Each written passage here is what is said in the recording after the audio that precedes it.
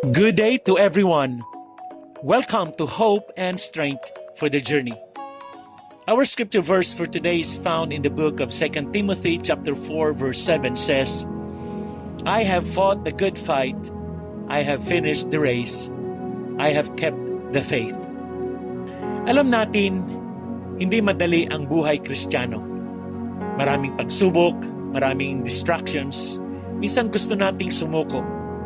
Pero dito sa sulat ni Pablo kay Timoteo, pinapaalala niya na ang mahalaga ay tapusin natin ang laban ng tapat. Si Apostle Paul, sa huling bahagi ng buhay niya, hindi niya sinabi, ang dami kong nagawang miracles o ang dami kong napalaking churches. Ang sabi niya, I have fought the good fight, I have finished the race, I have kept the faith. Ang tunay na sukatan ng tagumpay sa mata ng Diyos ay hindi kung gaano karami ang na-achieve mo, kundi kung paano ka naging tapat hanggang dulo. Imagine mo ang isang marathon runner. Sa simula, puno siya ng energy, malakas, mabilis, pero habang tumatagal, sumasakit na ang mga paa niya, nauubos ang hininga, sumasagi sa isip niya na tumigil na lang. Pero ang tunay na champion ay hindi yung pinakamabilis, kundi yung hindi sumuko at tumapos ng takbuhin. Ganyan din ang Christian life. Hindi ito sprint, ito ay marathon. Hindi palakasan, kundi katapatan. How do we apply this? Number 1, fight the good fight.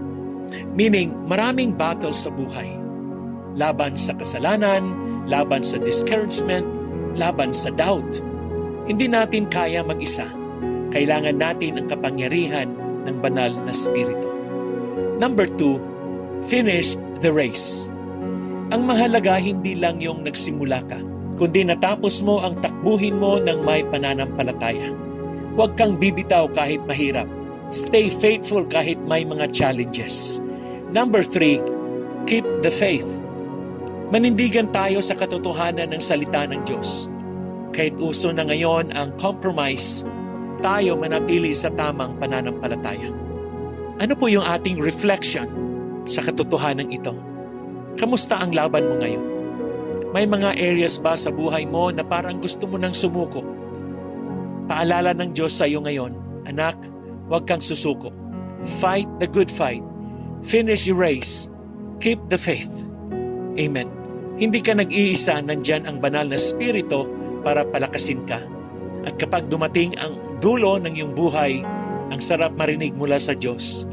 Well done, good and faithful servant. Amen. Let us pray. Lord, salamat po sa paalala ngayong araw. Palakasin niyo kami sa aming laban. Tulungan niyo kaming maging tapat hanggang sa huli. Kapag nanghihina kami, paalalahanan niyo kami na hindi kami nag-iisa, kasama namin kayo. Holy Spirit, empower us to fight the good fight, to finish the race, and to keep the faith. Sa bawat araw ng aming buhay, ikaw ang aming sandigan at lakas. Sa pangalan ni Jesus. Amen.